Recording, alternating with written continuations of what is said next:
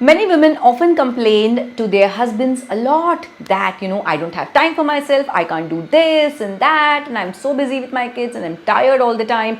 I don't have time to go to the gym, I'm getting fat. Just stop complaining. So that's our first point here. How to keep your husband happy is to stop complaining. I have seen this with many of my male colleagues that they receive a call from their wife and they actually frown because they know that their wife is calling just to complain. So here my secret formula is not to complain. So let me tell you a little bit of background about myself. I have been married for over 10 plus years. I have 2 dogs, 2 kids and a lot to manage at home. But instead of complaining, of course, I do share out my venting stories. But instead of complaining, I put it out as a story. For example, I would make it a story that, today something like this happened and the maid did not show up.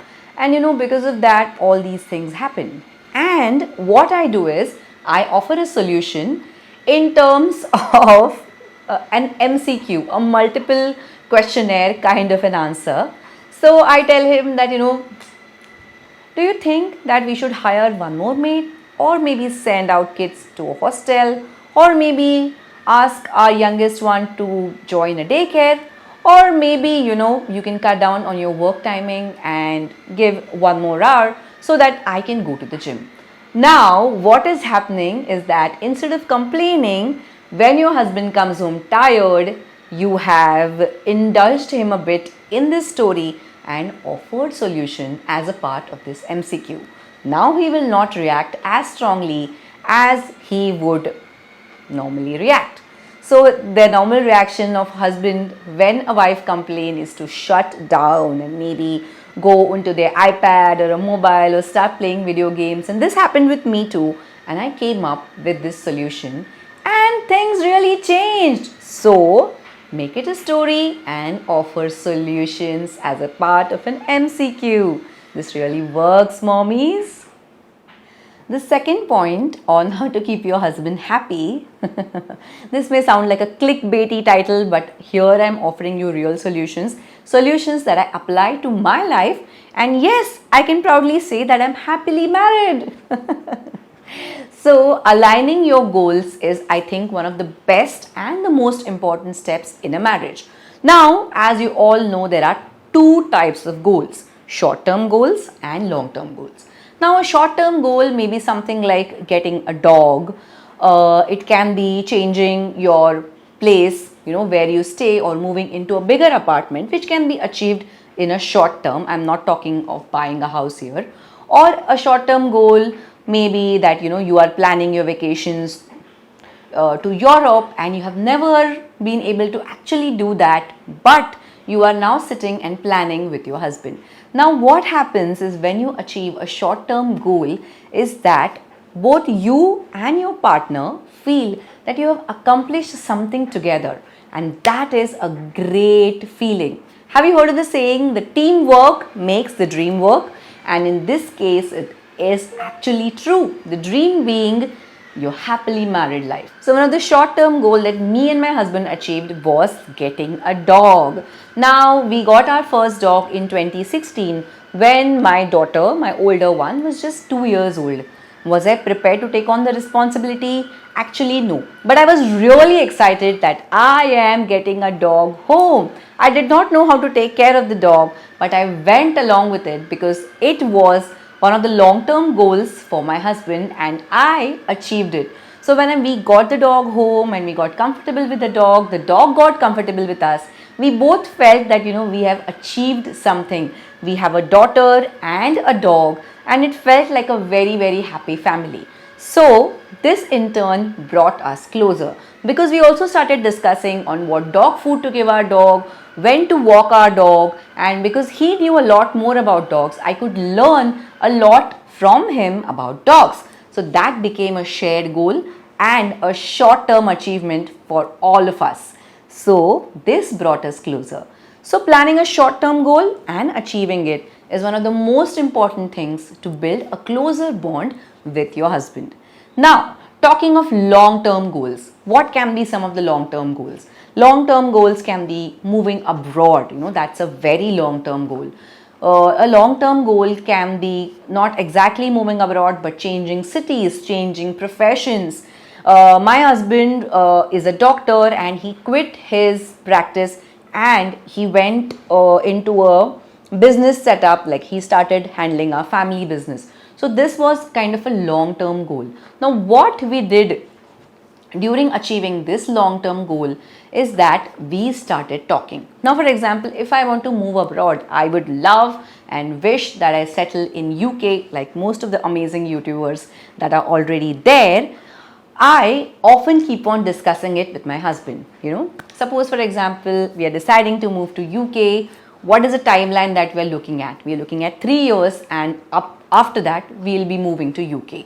What kind of a house will we live in? And we start planning all these things in advance. Now I'm looking at how much the rental is costing there. What kind of a life will we have? What kind of a school will our kids go to? Will our dogs be happy there? Of course, they'll be very happy. Will we get one more dog after we move there? So, these kind of conversations again bring both of you closer. Rather than just complaining and saying that I'm not happy here and I'm not doing that. Planning a long-term shared goal brings both of you together because both your goals are now aligned and you're thinking in one direction. This also kind of kicks in the love factor and increases the romance. So, planning short-term and long-term goals together is one of the most important things that you can do to keep your husband really happy. The next point in how to keep your husband happy tag is be open. Now, I have observed that many, I think 60% of the women here are closed. Now, what do you mean by being open and being closed? Being open means being open to receive new ideas. But women here go wrong in being closed because they often compare their husbands to their family members, especially their dads. My dad always worked in the government field. He never left his job. He never traveled so much. He never bought expensive gadgets. But guys, here the most important point is that your husband and your dad are completely different people.